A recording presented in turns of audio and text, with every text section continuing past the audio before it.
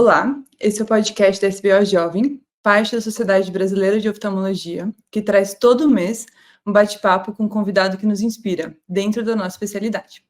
Nosso objetivo é abordar o que nós jovens gostaríamos de saber sobre esses grandes nomes, além de aproximar as pessoas com maior experiência dos jovens oftalmos.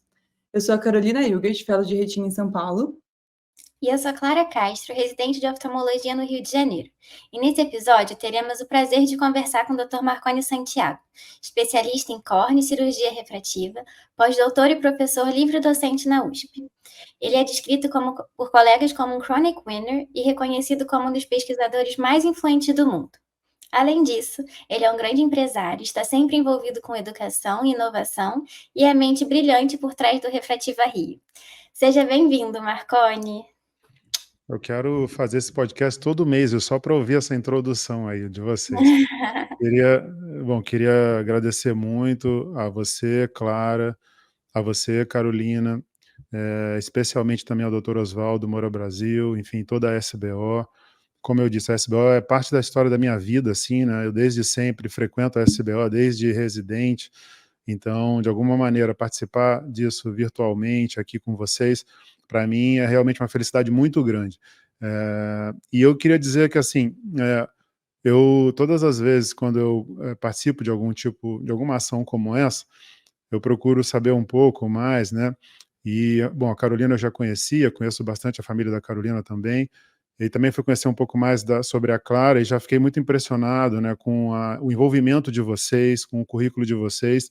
Então, se é que esse podcast é por algum motivo inspirador, quero dizer que há uma admiração mútua aqui também. Estou muito feliz de participar, especialmente com vocês.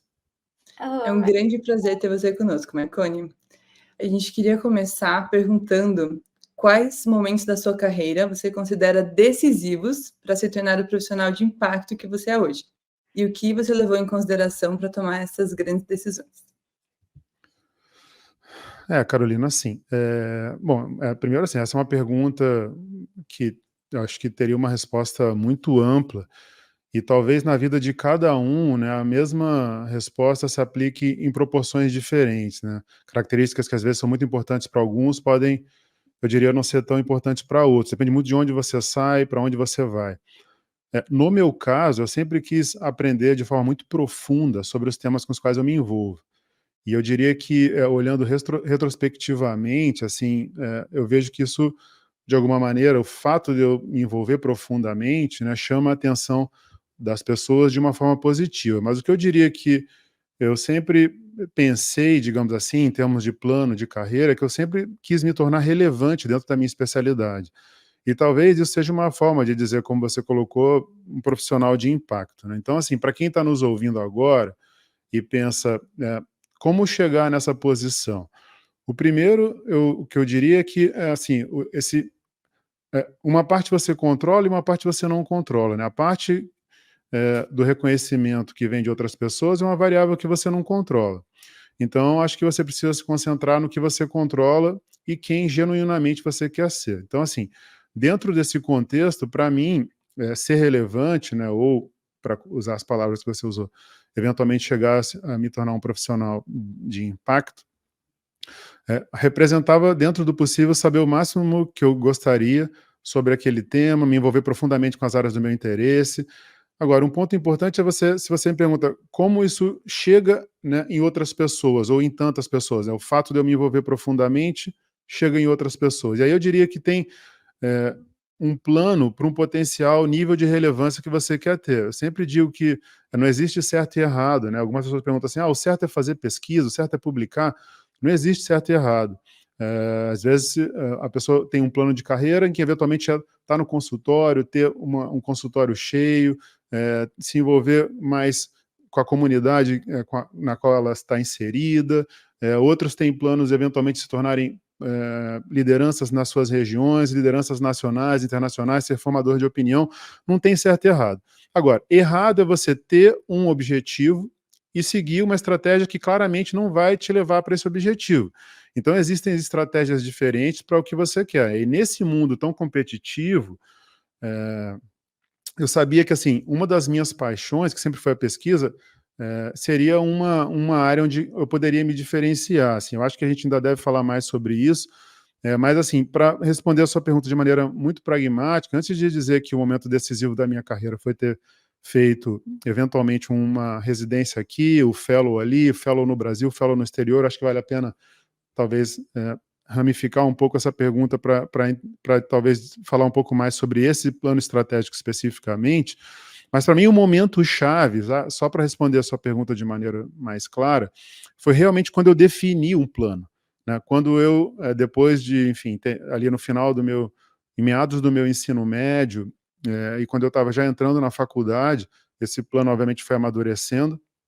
Para mim, o momento chave é definir um plano. E ter um plano, veja bem, ter um plano é mais do que uma questão semântica, é um modo de pensar. Assim, o plano ele pode não ser, eventualmente, um plano específico, uma coisa tão específica que você quer. E, na verdade, eu até sugiro que ele seja amplo e flexível. Eu gosto muito de estudar sobre a ciência do comportamento, e um dos cientistas que me interessa nessa área, que tem 2 décadas de trabalho sobre ciência do comportamento, que é o Philip Tetlock, e ele coloca um outro grande grupo de pesquisadores, assim, que indicadores de sucesso na elaboração de prognósticos, por exemplo, não tem as características como determinação e ambição como as mais importantes. Nem inteligência fica em segundo lugar. O fator que tem a influência mais relevante para você obter o que você quer dentro do seu plano estratégico é você ter uma imensa capacidade de ajustes de rota, de atualizar as suas crenças. Inclusive, isso se aplica à vida pessoal também. Mas, nesse sentido, claro, você vai fazendo ajustes de rota o tempo todo, não perdendo de vista o seu plano maior. Então, assim, se a gente fosse pensar o que considerando esse meu plano maior, o que eu levo em consideração é sempre a probabilidade de eu chegar no meu objetivo. Então, lá na faculdade, no final do ensino médio, depois na faculdade, dentro do que eu queria, né, eu fui tentando, baseado nas pessoas que eu via como inspiração, no que eu lia. Os meus pais nem são médicos, né, me ajudaram muito com o ensino de alto nível e tudo mais, enfim. Então eu fui vendo exemplos que eu achava que, enfim, tinham características que eu talvez pudesse ter, o que eles tinham feito para chegar. E aí fui montando um quebra-cabeça, né, que ninguém é exatamente igual, nem tem objetivos iguais. E aí eu fui criando dentro da minha cabeça um plano, e ali, na minha visão, sempre para aumentar, porque não é receita, né, não é receita de bolo, né? Você vai fazer alguma coisa e vai atingir. Mas eu acredito muito em você aumentar as suas chances de chegar naquilo que você acredita como o seu grande plano, né? Então, eu acho que, no meu caso, eu sempre quis ser uma opinião importante no debate que eu me propus a participar, e ser uma referência ou não depende do quanto as pessoas vão aceitar as ideias que você propõe, né? Essa é a parte, como eu disse, que a gente não controla.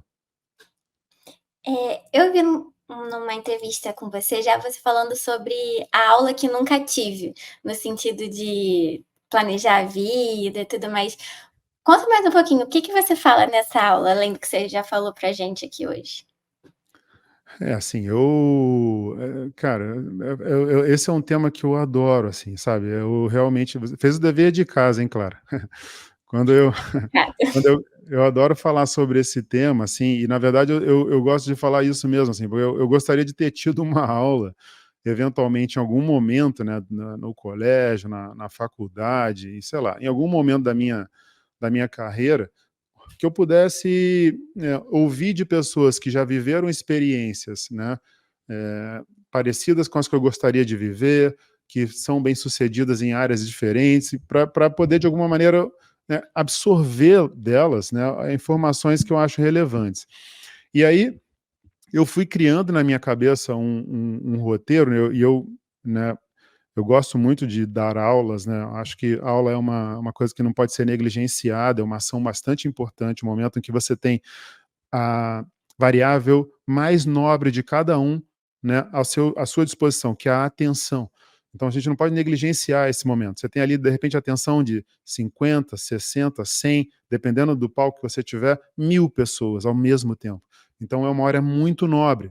A gente não pode negligenciar isso. Então, eu há muito tempo vinha pensando já sobre uma aula, né, com esse título, que, como eu disse, a aula que eu nunca tive. E aí, enfim, se eu pudesse falar dentro desse contexto, né, 5 pontos que eu considero nessa aula, Clara, eu diria que, primeiro, e aí é uma aula que, em última análise, é uma aula sobre dicas, né, para a carreira. E aí eu gosto de resumir nesses 5 pontos, mas depende do tempo que eu tenho. Quando eu tenho mais tempo, eu falo um pouco mais sobre cada um dos pontos, quando eu tenho menos tempo, eu falo menos. Mas, assim, são 5 pontos fundamentais. O primeiro, como eu disse, é que eu acabei de dizer, e até é legal você ter feito esse gancho, que o primeiro, o mais importante, a dica número 1 é ter um plano. Tem uma... eu não gosto muito de usar referências que são meio vagas, que não tem exatamente, que não fui eu que li, mas, assim, atribuem essa frase a diferentes autores. Mas, assim, existe uma frase que diz isso, né? Se você não tem o seu próprio plano, é capaz de você cair no plano de alguém e é possível que esse plano não, digamos assim, valorize tanto a sua pessoa exatamente, não tenha sido pensado exatamente para você. Então é melhor você ter o seu próprio plano. Então a primeira coisa é isso, ter um plano.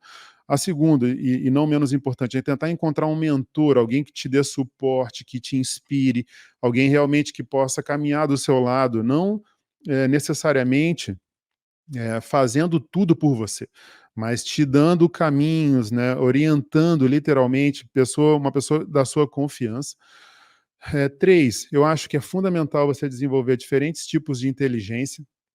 Isso é talvez uma das, eu acho, das características bastante negligenciada, principalmente nos tempos atuais, onde a gente pode ter acesso a conhecimento, né, tão facilmente. Hoje, em 2, 3 cliques, você consegue comprar um livro, em 2, 3 cliques, você consegue assistir aulas de pessoas, talvez, que você não tivesse oportunidade de fisicamente assistir, em 2, 3 cliques, você ouve ou vê um podcast, né? Então, você consegue adquirir, praticar novas formas de inteligência de uma maneira muito mais profunda do que há alguns anos atrás. Quarto, e não menos importante, um conceito sobre o qual eu gosto muito de falar, que é o conceito de humildade confiante. Enfim, posso falar um pouco mais sobre isso, se vocês quiserem depois. E o terceiro, e o quinto e último desses aqui é aprender cedo, bem cedo, a se comunicar. Estabelecer conversas de alto nível e bem claras, obedecendo ali as características reais de uma conversa, né? É muito comum atualmente a gente confundir conversas como um momento onde uma pessoa fala e não necessariamente ela ouve, né? Hoje a gente está perdendo um pouco a capacidade. Tem um texto muito bom sobre isso, que saiu na revista The Atlantic há 10 anos, em 2014, onde um pesquisador, numa sala de aula, né, fez uma pesquisa entre alunos também no ensino médio e detectou a dificuldade que aquelas crianças e adolescentes tinham em estabelecer conversas entre eles, né? Tinham pensamentos fragmentados. Então, eu acho que se eu pudesse dar 5 dicas rápidas: primeiro, tenha um plano, encontre um mentor, desenvolva diferentes tipos de inteligência, tenha esse modelo de confiança, que é a humildade confiante, e aprenda a se comunicar bem cedo, e estabeleça conversas. Ótimo, Marconi, Marconi. eu gostei muito do que você falou sobre a parte da importância de você conseguir se adaptar e também dos diferentes tipos de inteligência. Tem um livro que eu gosto muito que chama Deep Work, que ele fala que existem 3 possíveis características de uma pessoa que teria sucesso no mundo de hoje. A primeira característica é a pessoa que consegue ser muito bom em um tópico, assim, um expert. A segunda é a pessoa que consegue prever a próxima trend. E a terceira é a pessoa que consegue se adaptar com as mudanças. Então, ela se vê em um ambiente novo e ela é a primeira a conseguir se adaptar para tirar o máximo disso. E eu acho que isso vai muito de encontro com o que você falou, né? Sobre a importância de você se adaptar, a importância de você conseguir navegar, né? O caminho para o seu destino, para o seu plano. Não, exatamente. Sim, tem um livro que eu gosto muito também nesse sentido, que é um livro da Doris Kearns, que se chama Leadership in Turbulent Times. E ela ali lista 4 características entre esses líderes, né, que são comuns. 2 são bem óbvias, né, que é a capacidade de aprender com os erros e inteligência emocional, que ela usa com outras palavras. Mas tem outras 2 que são menos óbvias, que eu considero muito importantes e que eu acho também que nos dias de hoje, né, enfim, de alguma maneira se aplicam Eu acho que, enfim, e a gente precisa pensar sobre isso, que é curiosidade intelectual, acho fundamental, principalmente para as pessoas mais jovens, que teoricamente têm mais tempo ainda para aprender ainda mais. Se eu ainda me considero jovem, imagina vocês, né? Imagina, vocês têm literalmente a vida inteira pela frente. E a quarta, viu, Carolina, que é uma característica bastante negligenciada, que é encontrar tempo para pensar e desenvolver os pensamentos que a gente tem. Tem muitos pesquisadores que leem, que publicam e escrevem e falam sobre isso, e líderes, né, inconformados não são necessariamente pessoas que têm outras ideias somente, né, mas sim que vão atrás de como aplicar essas novas ideias, né? E a cabeça criativa é, por definição, uma cabeça, né, um pouco caótica. Então, você ter tempo para pensar, eu gosto de usar até a expressão que eu fico ruminando alguns pensamentos, né? Isso tem diferentes estudos mostrando que esse tempo para pensar faz com que você tenha tempo para considerar ideias divergentes, pensar de forma não linear, dar saltos inesperados, e eventualmente a gente está sempre cheio de dúvida, então a gente vai pensar, refletir, mudar. Na superfície, né, as pessoas originais, essas pessoas que têm posição de liderança, parecem sempre super confiantes, mas a verdade é que elas têm muitas dúvidas, têm incertezas, têm medos. A diferença é a maneira como elas lidam com essas incertezas, com esses medos, com essas dúvidas, né? São ferramentas para elas irem aprimorando o tempo todo.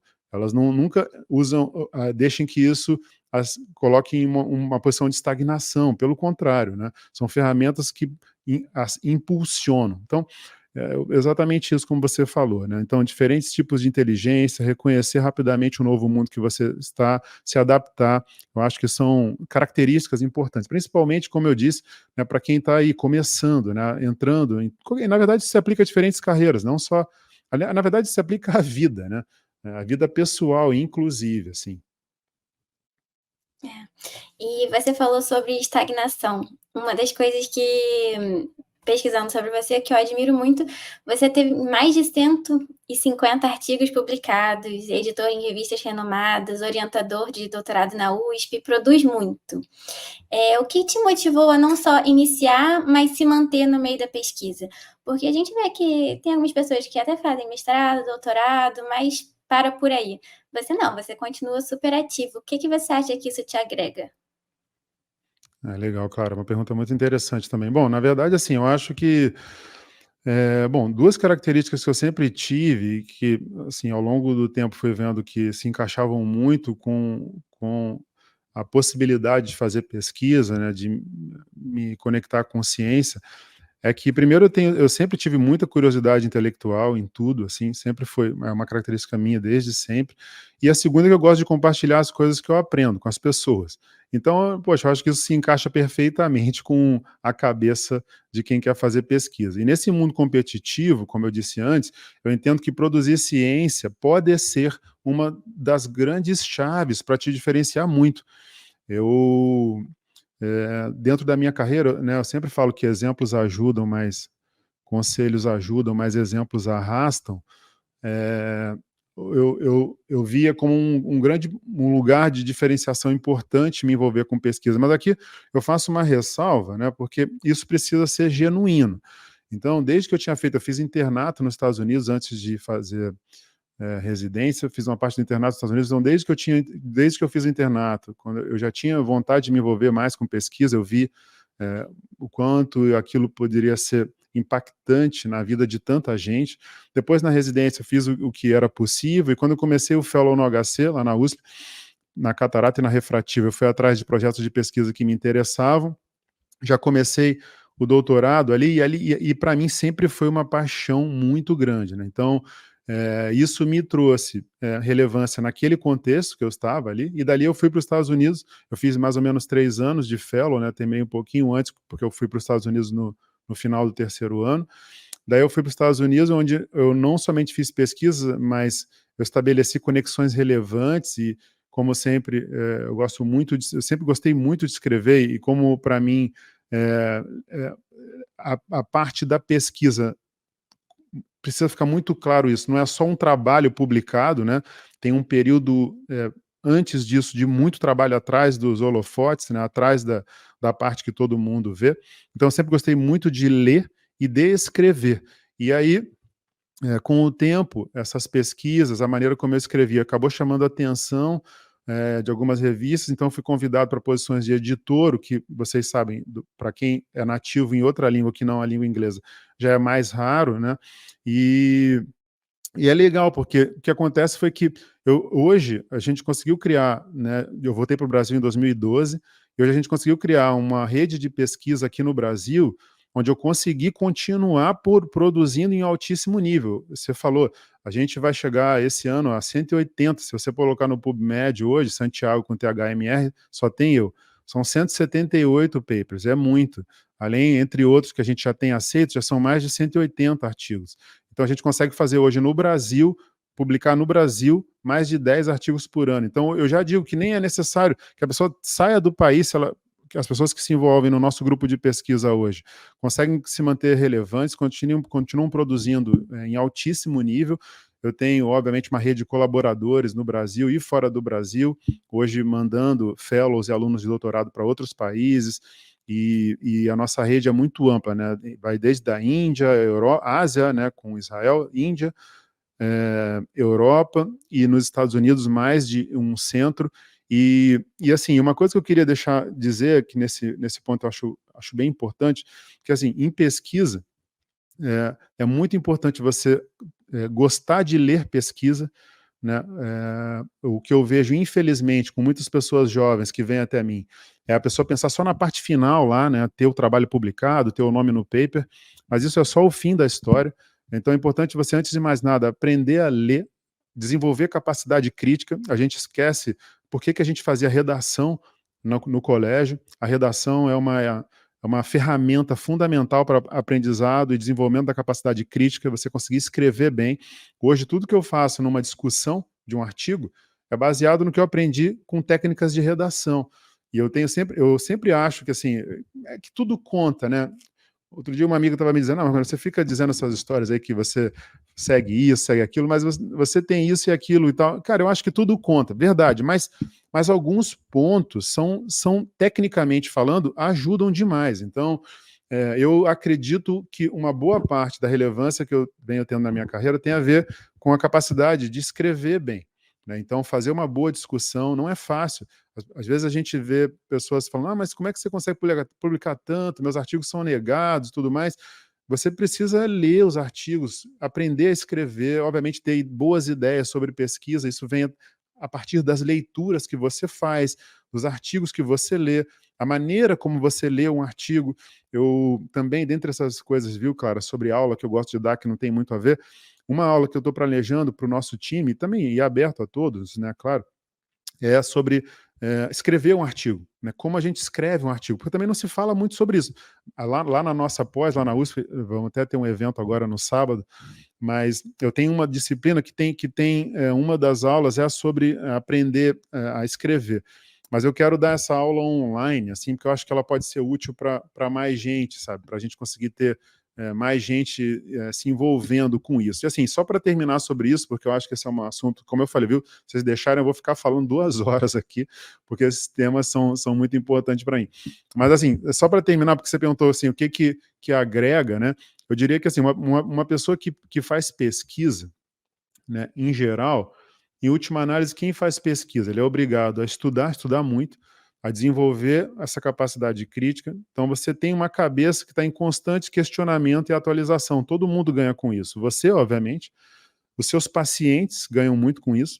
E, eventualmente, se você dá aula para algum lugar, para graduação, para pessoas já mais experientes como residentes ou fellows ou cirurgiões que vêm até você, como, por exemplo, os alunos que a gente tem no Refrativa Rio. Todo mundo ganha com isso, né? Com alguém que faz pesquisa. E se você é um cientista profissional, repensar é essencial ao seu trabalho. A ciência exige uma percepção constante dos limites da sua compreensão. Clara e Carolina, espera-se que você duvide do que você sabe, tenha curiosidade a respeito do que não sabe e atualize suas opiniões diante de novos dados. Isso é muito importante. Nossa, adorei. Muito interessante tudo isso que você falou, Marconi. E nosso episódio anterior é com a Daniela Ferrara, e nele a gente conseguiu conversar bastante sobre tudo que envolve uma pesquisa, e no caso dela que trabalha com trials, e a gente comentou muito sobre resiliência, né? Que no mundo da ciência você realmente precisa incorporar resiliência e de diferentes formas. No caso da Dani, nos trials, nessa outra parte que você é mais atuante nas publicações, para você refazer, para você mudar a forma que você elaborou, para você pensar de uma forma diferente, realmente é enriquecedor.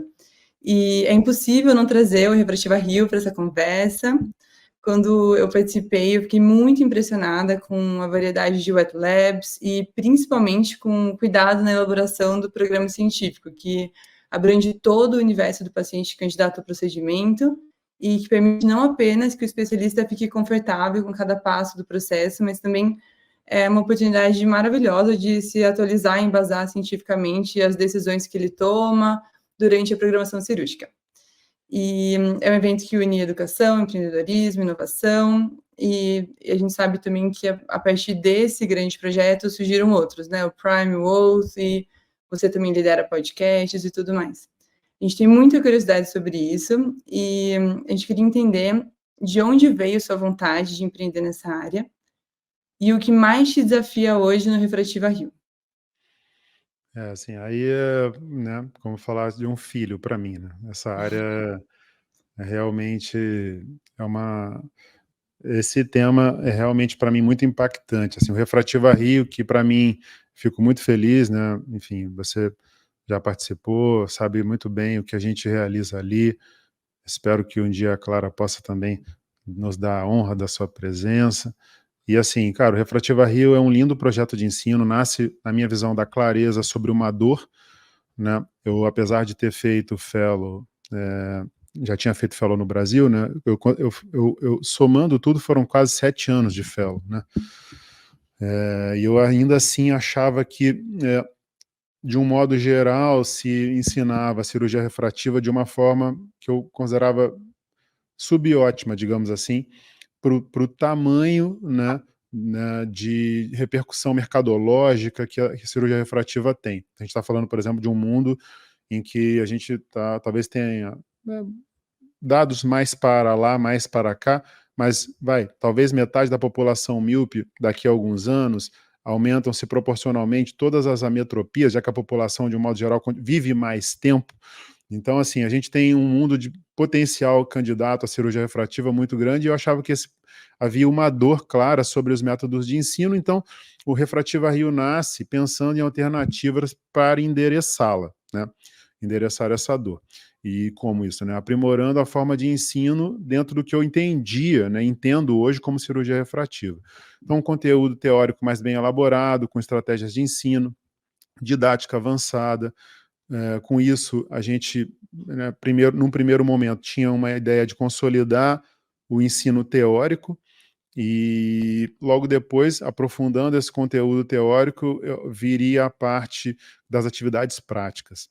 A gente começa, o Refrativa Rio nasceu em 2016, desde o início funciona fundamentalmente porque temos, eu acho, muito respeito pelas pessoas que vão até ali, as pessoas, mais do que eu dizer isso, né, as pessoas que vão percebem esse respeito, esse cuidado, não tem nada ao acaso ali, nada, né, as pessoas entendem claramente qual é o nosso objetivo. Então a gente começou em 2016 com a parte teórica, em 2018 a gente começa os wet labs, foram 4 wet labs em 2018, hoje a gente faz mais de 40 wet labs, um projeto de ensino com 5 dias de imersão teórica, prática, planejado, com objetivos claros em termos de transmissão de conhecimento, ou seja, o que eu preciso que você saiba na quarta, para que faça sentido o que eu vou te apresentar na quinta, te trazer explicações sobre assuntos que você conhecia, mas não sabia de onde vinha, ou sobre o qual você eventualmente conhecia de uma forma unidimensional, e na verdade tem dimensões variadas, te dá bases teóricas para que você tenha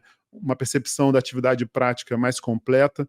Então, na minha visão, o Refrativa Rio, né, o que me fez empreender nessa área foi exatamente a dor, e o desafio subsequente a isso, né, é a gente continuar relevante. Então, eu entendo que eu uso muita literatura especializada, né, mas enfim, hoje, como eu disse, tem muitas maneiras de aprender mais sobre isso. Eu dedico muito tempo para aprender sobre isso, só para dar alguns exemplos, né, de atenção especializada em ensino.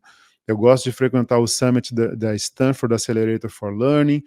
Quanto à literatura não especializada, tem muitos, mas eu acabei, né, por exemplo, de adquirir um livro que eu tive como indicação de uma pessoa que eu admiro muito, que é o Unreasonable Hospitality, onde você aprende, né, ali claramente como você deve entregar mais do que se espera, e qualquer empresa deve pensar desse jeito, ou um restaurante, ou uma empresa de ensino.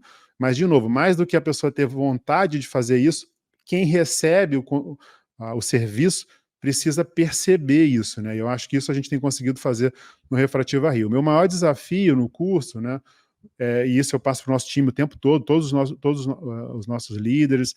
Hoje eu tenho embaixo de mim 13 sub-áreas do Refrativa Rio, mais de 600 pessoas envolvidas para criar aquele evento tão complexo que você viu, Carolina, lá, né, o quanto é complexo. E o nosso objetivo primário é o ensino para o cirurgião ou cirurgiã que vem ao curso.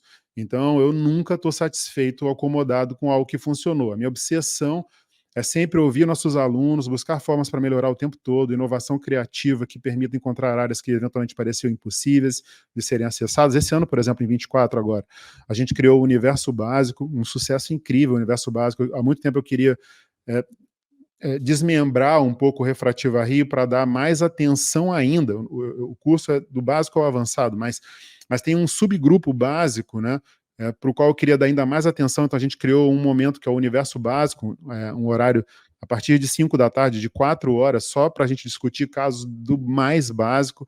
E cada vez mais eu vejo, né, os depoimentos de alunos que já fizeram o curso, mostrando o impacto que o Refrativa Rio tem nas vidas deles, nas vidas dos pacientes. As pessoas operam mais e melhor depois do Refrativa Rio. Então a gente está hoje, a gente vai para o 8º ano agora, em 25, e em 26 a gente completa 10 anos de existência, porque durante a pandemia, obviamente, a gente não aconteceu. Mas em 26 a gente vai completar 10 anos de existência já, e nesse tempo todo, a gente consegue ver o impacto que o curso tem tido no mercado de cirurgia refrativa, né? Isso impacta os cirurgiões, impacta aos pacientes e impacta a indústria, né?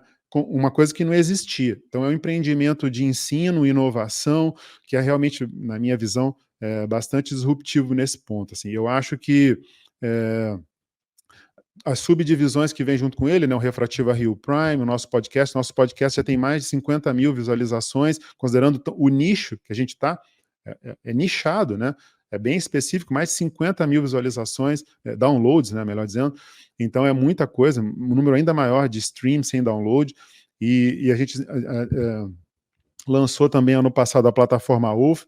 A plataforma UF é uma ação um pouquinho diferente, é uma plataforma de inteligência coletiva, onde você, Carolina, e você, Clara, podem monetizar o conhecimento de vocês. Alguém que quer ser como vocês nesse momento pode entrar na plataforma, eventualmente, caso vocês queiram encontrar vocês lá, vocês vão monetizar o conhecimento de vocês no intervalo de 25 ou 40 minutos, a pessoa consegue se conectar, consegue contratar esse serviço de vocês de onde ela estiver. Ela pode estar na Lua e você, ou no Rio, ou em São Paulo, onde vocês estão, podem monetizar esse conhecimento de vocês. Ali também era uma outra dor específica. Hoje, esse mês, a gente bateu o recorde de utilização da plataforma.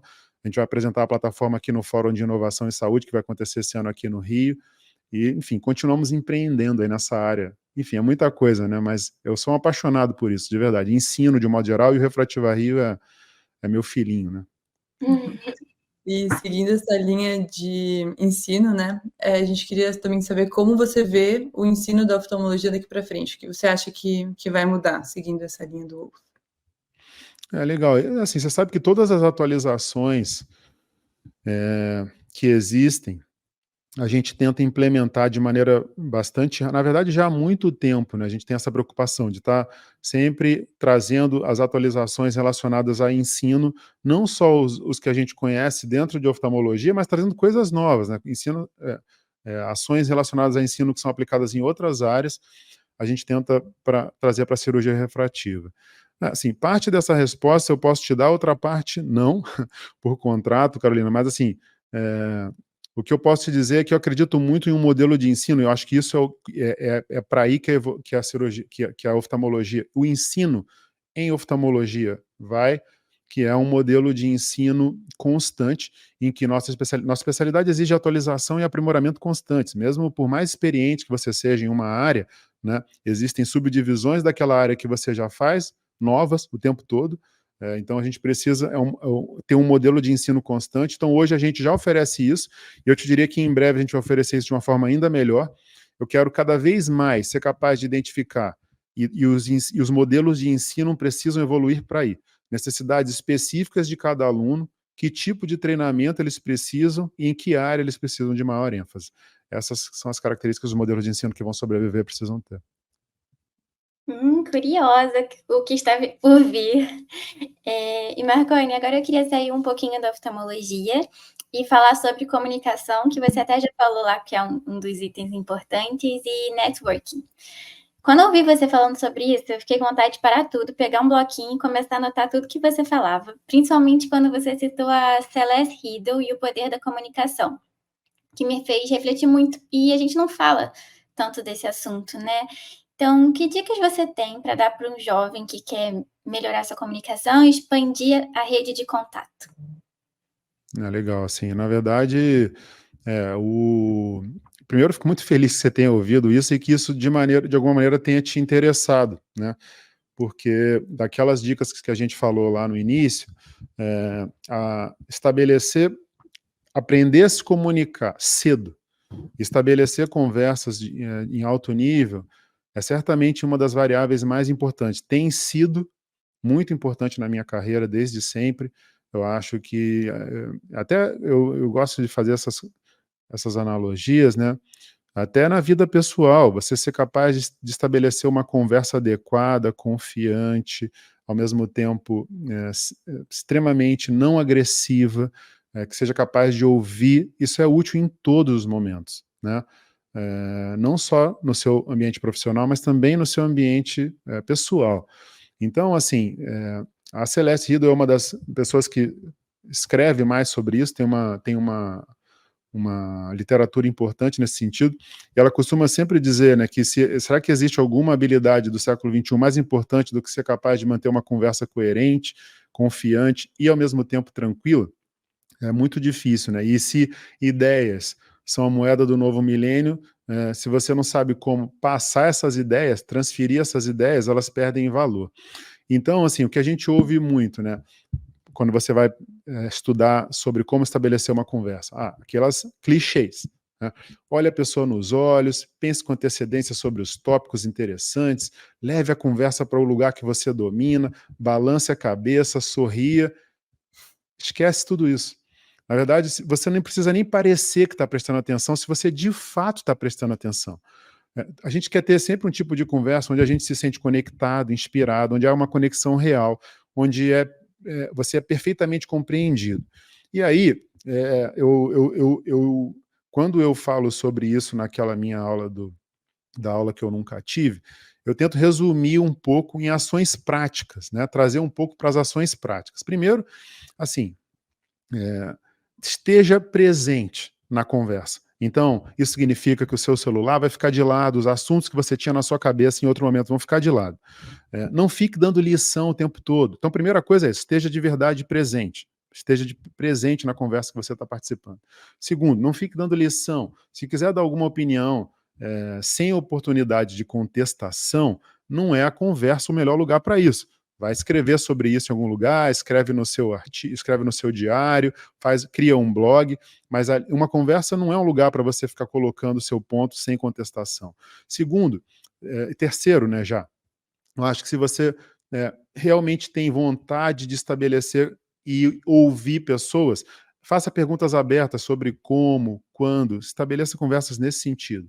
Quarto, se estão falando sobre algum problema, um problema na família, um problema no trabalho, isso acontece com muita frequência. Não é a hora de você dar o teu exemplo. É a hora de você ouvir sobre o que a pessoa está colocando. O que é muito comum, e eu falo isso com tristeza, pessoas que eu gosto, enfim, tenho relativamente próximo, você começa a falar sobre alguma coisa, a primeira coisa que vem, ela dá o exemplo dela. Sim, mas ela pode falar sobre isso também, deve até, mas nessa hora você está falando sobre o teu problema. Vamos ouvir, termina de ouvir, eu quero saber, não é a hora de eu colocar o meu problema na balança comparado com o seu. Não é essa hora, é a hora de eu te ouvir, eventualmente saber sobre o que você de fato está falando. E assim, por último, mas não menos importante, é de fato ouvir, sabe assim, a gente prefere falar, tá no controle, quando a gente fala, a gente se distrai, a gente fala 225 palavras por minuto e consegue ouvir 500. Então a gente gasta mais energia para ouvir, de verdade. Então, assim, se você quer ser capaz de estabelecer conversas de alto nível, você precisa ser capaz de ouvir. A maioria de nós não ouve com atenção, realmente com intenção de entender. Ouve com intenção de responder. Ela ouve e responde. Mas acho que se você se interessa por assuntos que realmente vão além de você, se você quer estabelecer uma conexão real com outras pessoas, eu acho que você precisa aprender a ouvir. Para mim, eu acho que na minha carreira de um modo geral, na minha vida de um modo geral, eu tenho a sorte de ter relações pessoais incríveis. Eu acho que uma parte importante, claro, que outras características das pessoas também contam. A sua capacidade empática, mas aqui falando só sobre conversa, né? Um daqueles 5 itens das dicas que eu daria para as pessoas, que é ser capaz de estabelecer boas conversas, esse é um dos mais importantes, assim. E aí, já entrando um pouquinho na questão do networking, aí eu acho que tem uma gaveta a mais ali, que é você se interessar pelos assuntos com quem você quer conversar, né? Não adianta você chegar para ela e impor os assuntos. Olha, a gente tem essa gaveta de assuntos aqui. Tem algum que te interessa? Não, desculpe, eu só tenho esses aqui para falar com você. Não funciona assim. Pode até funcionar, mas vai ser aleatório, né? Então, por exemplo, eu costumo ouvir com frequência, Clara e Carolina, o americano é frio. Será? Será que ele é frio ou será que você não conversou com ele ou com eles sobre os assuntos que os interessavam? Então, por exemplo, quando eu morei nos Estados Unidos, eu fiquei 3 anos em Cleveland, eu queria ler o jornal que eles liam, ver a TV que eles viam. Não adiantava eu chegar para eles e falar sobre os temas que eles nem conhecem.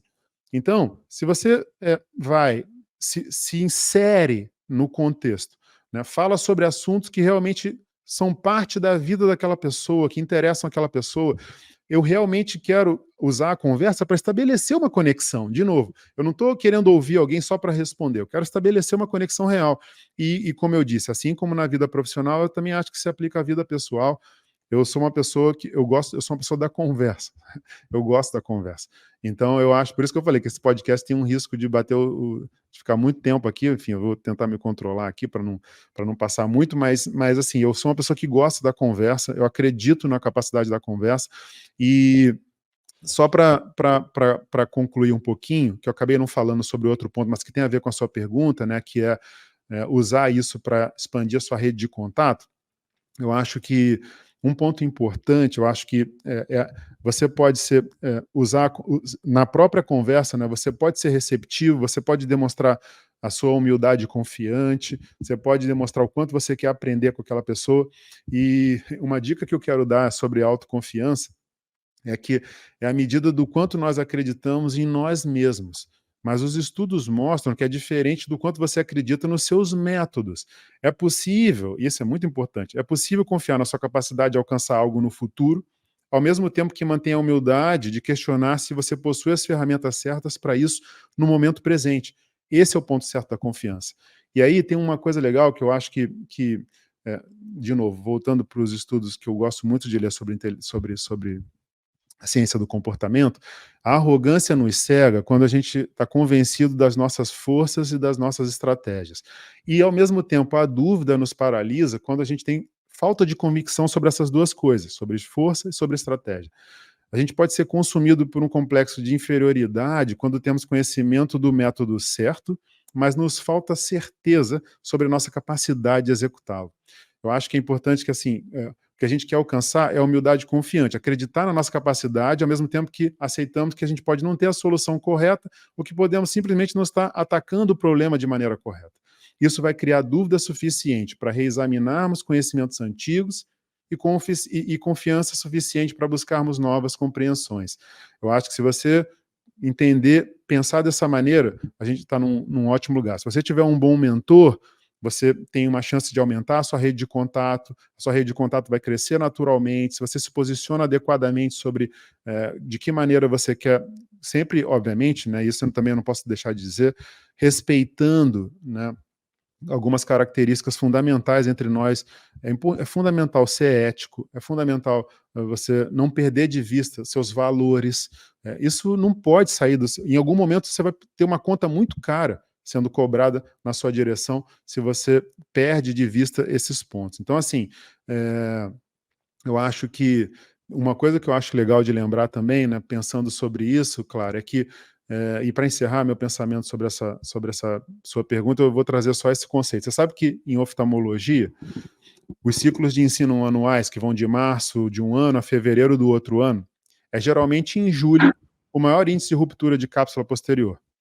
E esse fenômeno, sério, e esse fenômeno ficou conhecido como efeito Dunning-Kruger, porque foi exatamente essa dupla de pesquisadores que demonstrou a correlação entre falta de conhecimento e pretensa confiança.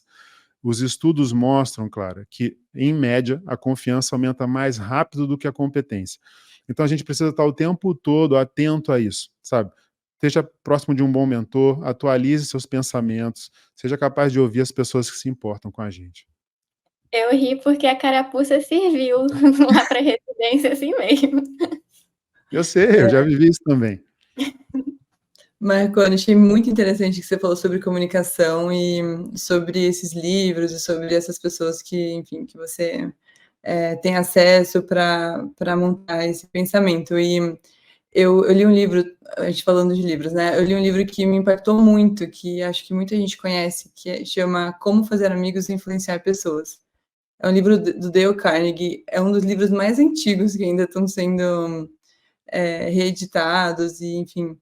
E ele fala exatamente sobre algumas técnicas de como você estabelecer uma comunicação efetiva e como você aprofundar uma relação do superficial para uma conversa de fato que tenha alguma relevância e algum impacto para as duas partes, né?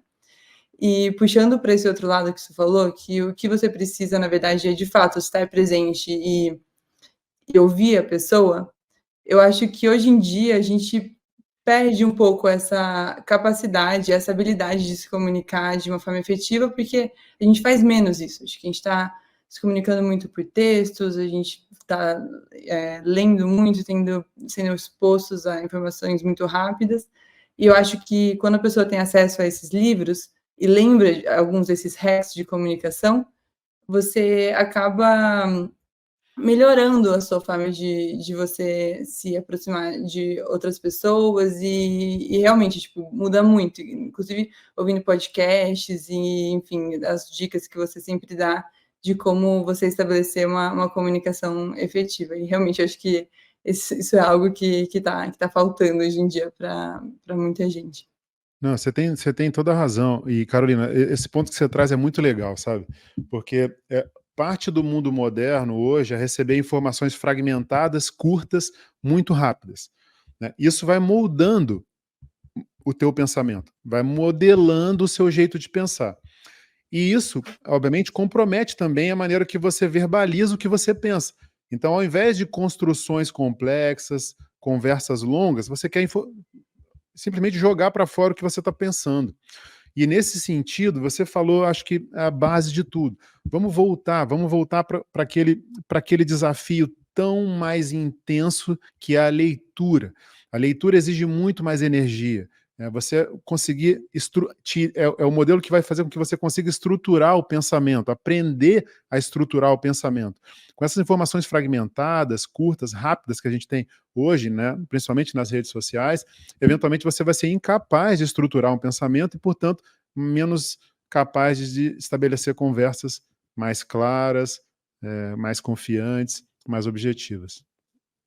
Sim, principalmente com a inteligência artificial, né? Que você, enfim, conversa de uma forma ainda mais efetiva, mais curta e mais rápida, né?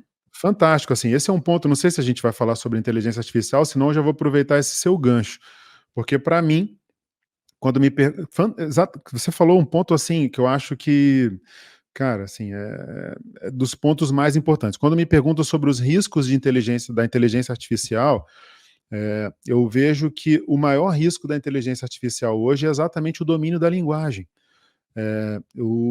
Tudo que a gente tem na história humana são artefatos culturais, são histórias que contaram para gente. Os direitos humanos são histórias que contaram para gente, as religiões são histórias que contaram para gente, o dinheiro é uma história que contaram para gente. Então, se a gente perde a capacidade de dominar a linguagem, que é algo que a inteligência artificial pode fazer, nesse sentido, eu vejo um grande risco. Tem um cientista da computação, chama Blake Lemoine, que em 2022 chamou uma conferência de imprensa para dizer que a IA na qual ele trabalhava, que era a Lambda, chatbot Lambda, tinha se tornado senciente. Ele foi mandado embora no dia seguinte. Mas o problema não é esse. O problema é como uma pessoa experiente em tecnologia foi, digamos assim, enganado, seduzido pela maneira como a inteligência artificial conseguiu dominar a linguagem sobre ele. É óbvio que ela não é senciente. Então, como que alguém colocou o seu próprio emprego em risco, né, achando que a IA tinha se tornado senciente exatamente pelo domínio da linguagem que ela tinha? Então, projeta para o futuro, né? Imagina políticos, religiões com domínios da linguagem através de uma inteligência artificial que é capaz de entender as lacunas que tem no seu pensamento, as lacunas que existem na sua emoção e podem te tocar de uma forma que o ser humano, mesmo os mais talentosos, talvez não conseguisse. Então, o domínio da linguagem, para mim, é esse sim o maior risco da inteligência artificial. Não é muito o assunto, mas só que eu quis aproveitar esse gancho aí, porque é um tema, obviamente, também bastante oportuno, né? Eu acho que a gente vai precisar de um podcast para falar só sobre isso. E é realmente muito interessante, né? Porque a IA veio justamente através dos modelos de linguagem, né? Então ela aprende e entende como a gente se comunica, enfim. E indo agora para o nosso próximo tópico, Marconi, a gente sabe da sua importância na formação da Bianca Suzana, uma das coordenadoras anteriores da SBO Jovem, uma amiga muito querida, e por isso pedimos para ela nos enviar uma pergunta para você. Tudo bem? Gostaria de agradecer as meninas por me darem a oportunidade de fazer uma pergunta no podcast da SBO Jovem para o Marconi, que além de ser uma pessoa que eu admiro muito, venho seguindo por alguns anos na oftalmologia já, é um grande amigo, é meu orientador de tese na USP e uma pessoa que eu sou muito grata por tudo, por ser meu orientador e também por ter aberto algumas portas, como por exemplo a minha oportunidade de estar aqui nos Estados Unidos hoje. Então é uma honra estar aqui falando com vocês e com você, Marconi. A minha pergunta vai justamente para esse seu lado de mentor e líder. Você orienta muitas teses na USP, você tem um grupo de pessoas que são parte do seu time, tanto no Refrativa Rio, como também na parte de pesquisa. E eu queria saber o que você leva em consideração quando você vai chamar alguém para ser parte do seu time, ou você vai considerar alguém como parte do seu grupo? Qual é a qualidade que você busca, ou quais são as qualidades que você mais leva em consideração para poder abrir essa porta e dar essas tantas oportunidades que você tem dado? Posso já emendar, já responder? Posso? Assim, não, bom, primeiro, cara, fico muito feliz de ver a Bianca aqui participando. Acho que isso a Bianca é um exemplo, né, do que eu falei. Assim, eu tenho muita sorte com as pessoas que eu tive a chance de me relacionar, de ter como amigos, como mentores, como pessoas que eu pude orientar. E outra, o aprendizado é sempre uma via de mão dupla, viu? Nunca é mão única, nunca.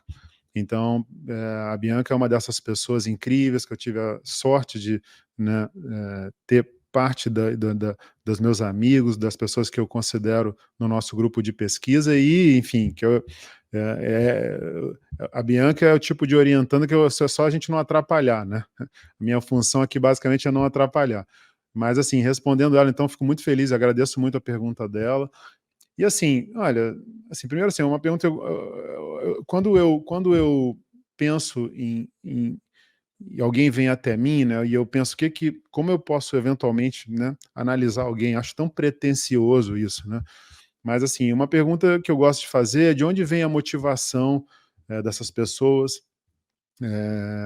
Eu gosto de entender um pouco melhor, como é que é a história de vida dessas pessoas, o que ela admira, o que ela entende como, o que ela tem como plano de carreira. Eu acho que é fundamental entender alguém que tenha uma motivação genuína. Em última análise, eu quero pessoas perto de mim pelas quais eu sinto que eu posso fazer uma diferença positiva. Eu acho que esse óbvio, o ponto fundamental. Eu tenho a pretensão de tentar ler as pessoas, entender pessoas que são pessoas que eu considero pessoas do bem, pessoas boas. E às vezes eu erro, mas tá tudo certo, faz parte. E assim, sabe, eu quero, se eu for, né, tentar ampliar um pouco isso, com a plataforma que eu tenho hoje, né, eu quero pessoas que, eventualmente, me vejam como alguém que também possa ajudá-las. Então, com a plataforma que eu tenho hoje, veja, o espaço que eu tenho, que vocês estão me dando para falar com tanta gente, né? Se eu não disser alguma coisa boa para essas pessoas, eu vou ter perdido uma oportunidade imensa, assim. Então, como eu disse anteriormente, né, embora conselhos ajudem, eu realmente entendo que exemplos arrastam, e muitas dessas pessoas que vêm até mim, vêm pelo exemplo que elas veem de mim, o que elas, né, entendem, onde eu posso, de alguma maneira, inspirá-las, e todas essas pessoas eu sempre tentei ser muito inclusivo. Eu acho que o grande desafio de eventualmente a gente se encontrar em uma posição de liderança ou de eventualmente mais destaque é que você realmente tem um papel positivo, né, na vida daqueles que te escutam ou te seguem de alguma maneira, ou que seguem os seus exemplos de alguma maneira. Eu sempre fui ativamente atrás de ferramentas que pudessem impactar a vida das pessoas. Nesse sentido, quando eu me tornei docente da pós-graduação lá na USP, entre 2013 e 2014, eu fui atrás de novos talentos com a clara percepção de que a pós-graduação, e no caso o doutorado pela USP, poderia contribuir positivamente para a vida delas. Então, pessoas de diferentes regiões do país, com diferentes backgrounds, diferentes perspectivas de vida. Eu sempre fui atrás dessas pessoas. E hoje, né, 10 anos depois, com mais de 10 alunos defendidos, eu acho que esse plano está funcionando. Eu acho que tem impactado a vida dessas pessoas de uma forma muito positiva, e isso eu espero que continue assim, né? Eu acredito muito nisso. Eu acredito muito que a pessoa pode escrever a história da própria vida. Tem uma... eu ganhei, viu? Tô até aqui, né? Vocês verem que não é... Eu ganhei de uma paciente médica esse livro aqui sobre uma biografia de Philip Dick. Ó, tá aqui. E Philip Dick é dos autores com mais com mais influência em roteiros, né, para filmes em Hollywood. E tem um roteiro de um conto dele dos anos 50 que se chama The Adjustment Team, e que acabou virando filme depois. O filme se chama The Adjustment Bureau, com Matt Damon e com outros grandes atores. E, longa história curta, é um filme que fala que parece que seria, digamos assim, o plano do chairman, né, que, enfim, daí a pessoa pode fazer analogia com a religião que ela quiser, parecia e que, na verdade, o plano do chairman era só colocar os obstáculos na vida daquela pessoa para ver se ela seria capaz de realmente passar por cada um deles. E o plano final era que ele seria capaz de escrever a própria história, a história da própria vida, passando por cada um desses obstáculos e desenhando, né, o caminho que ele queria para ele. Então, assim, eu acho que essa é a grande mensagem, né, para as pessoas que eu quero próximo de mim, para as pessoas que eventualmente querem ouvir de mim, que querem participar do nosso grupo de pesquisa, eventualmente sendo orientandos ou não, ou simplesmente fazendo parte, né, do nosso grupo, que elas entendam que a gente pode escrever a história da nossa vida da maneira que a gente quiser. E, claro, para isso a gente precisa empenhar tempo, dedicação, a nossa inteligência, né, e explorando da maneira que, obviamente, tem dentro das nossas próprias características. Mas eu acredito muito nisso.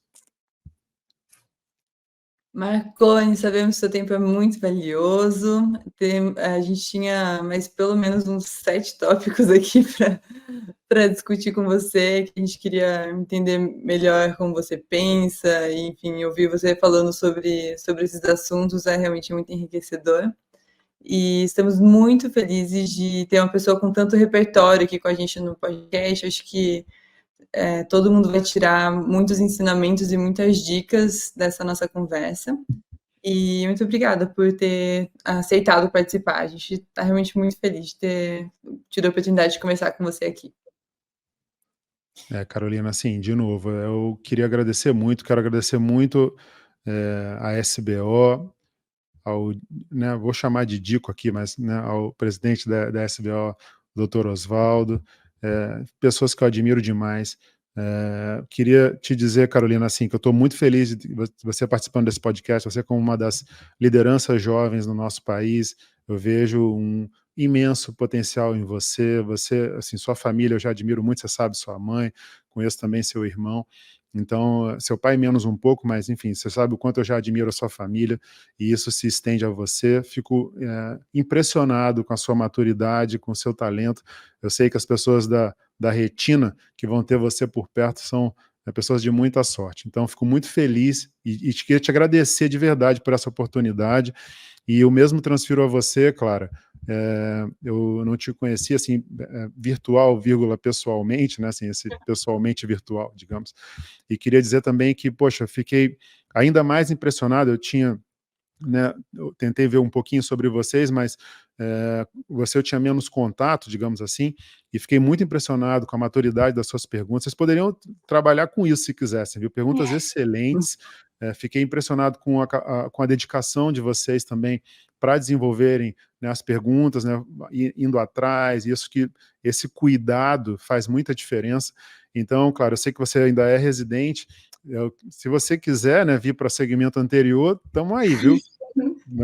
Enfim, Já quero sei me lá. inscrever no Refrativa Rio do ano que vem. Ó, se você, diferente da Carolina, que já não teve jeito, né, já foi para a Retina, mas se você ainda tiver, digamos assim, com parte do teu pensamento aberto, quero dizer que portas abertas, estamos aqui já para te receber, sinta-se já convidada para fazer parte do nosso grupo, se envolver mais com o segmento anterior, com cirurgia refrativa de um modo geral, e fundamentalmente, assim como eu disse para a Carolina, queria te agradecer muito também por esse convite e pelas perguntas. Muito obrigado, estou muito honrado e muito feliz de ter participado.